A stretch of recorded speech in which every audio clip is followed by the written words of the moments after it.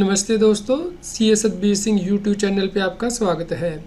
दोस्तों, यदि आप भी TDS की रिटर्न फाइल कर रहे हैं और आपको एरर कोड आ रहा है TFV3175, यानी कि इसका मतलब है कि या तो आप ओल्ड FU वर्जन यूज़ कर रहे हैं या फिर ओल्ड चलान फाइल यानी कि .CSI फाइल यूज़ कर रहे हैं। तो दोस्तों, आपको लेटेस्ट FU फाइल यूज़ करनी है या फिर जो लेटेस्ट चलान है वो यूज़ करना है। तो ये एरर क्यों आ रही है कि हमारी FUV में प्रॉब्लम है या फिर चलान में प्रॉब्लम है।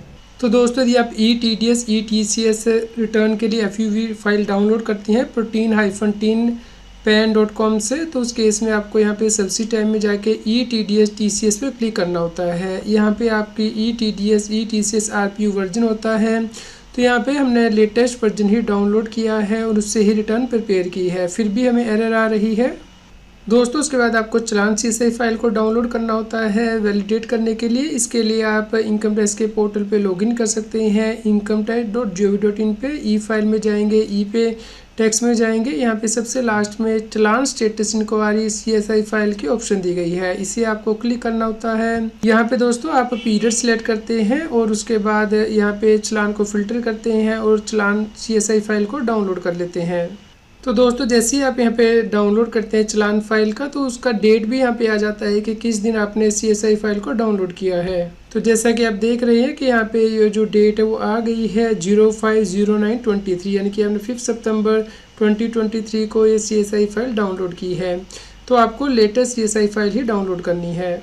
दोस्तों, उसके बाद आप यू वर्जन में सबसे नीचे क्रिएट फाइल पे क्लिक करते हैं। तो यहाँ पे आपको चलान इनपुट फाइल नेम देना होता है जो आपने अभी डाउनलोड किया है, और वो पास स्पेसिफाई करना है जहाँ पे कि कोई एरर होगी तो वो आपको डिस्प्ले हो जाएगी। तो यहाँ पे आप ब्राउज़ कर लीजिए लेटेस्ट चलान इनपुट फाइल और ब्राउज़ कर लीजिए वो फोल्डर जहाँ पे कि आपकी ये फाइल सेव होगी, एरर स्ट्रक्चर दी आएगी। तो दोस्तों, जैसे ही आप वैलिडेट करते हैं यहाँ पे एरर आ जाती है। यहाँ पे जो आपने FU वर्जन यूज़ किया है वो यहाँ पे मेंशन होता है, और ये एरर अभी भी जो एग्जिस्ट कर रही है, हालांकि हमने लेटेस्ट चलान और लेटेस्ट FU वर्जन यूज़ किया है। दोस्तों, इसके लिए हमने कंप्लेंट रेज की है NSDL को और वहाँ से जो जवाब है वो भी आ गया है। दोस्तों, यहाँ पे हमें इंस्ट्रक्शन दी गई थी कि आप लेटेस्ट वर्जन को यूज़ करें TDS रिटर्न को फाइल करने के लिए। यदि फिर भी एरर आ रही है तो उसके लिए आपको इनकम टैक्स डिपार्टमेंट को कॉन्टैक्ट करना है, क्योंकि इनकम टैक्स डिपार्टमेंट के द्वारा जो CSI फाइल उपलब्ध कराई गई है वो 8.1 के वर्जन में प्रोवाइड की गई है, जबकि आज की डेट में 8.2 वर्जन में ये RPU वर्जन देखिए 8.2 के अंतर्गत जो वैलिडेशन होती है उसके अंतर्गत ये CSI फाइल उपलब्ध नहीं कराई गई है। तो यहाँ पे प्रॉब्लम जो है वो इनकम टैक्स की वेबसाइट में है कि वो जो CSI फाइल हमें उपलब्ध करा रहा है वो ओल्ड वर्जन में उपलब्ध करा रहा है, जबकि हमें नए वर्जन में उपलब्ध कराई जानी चाहिए। तो दोस्तों, इसके लिए आप वेट कर लीजिए या फिर इनकम टैक्स डिपार्टमेंट से कॉन्टैक्ट कीजिए कि वो हमें अपडेटेड CSI फाइल को प्रोवाइड करे ताकि हम TDS की रिटर्न को वैलिडेट करके फाइल कर सकें। उम्मीद करते हैं आपके लिए यह न्यूज़ यूज़फुल रही होगी। कृपया लाइक कीजिए और शेयर कीजिए ताकि सभी लोगों तक ये जानकारी पहुंच पाए और वो इनकम टैक्स की कंप्लायंस कर पाएँ। रेगुलर GST और टैक्स अपडेट के लिए इस चैनल को सब्सक्राइब करें।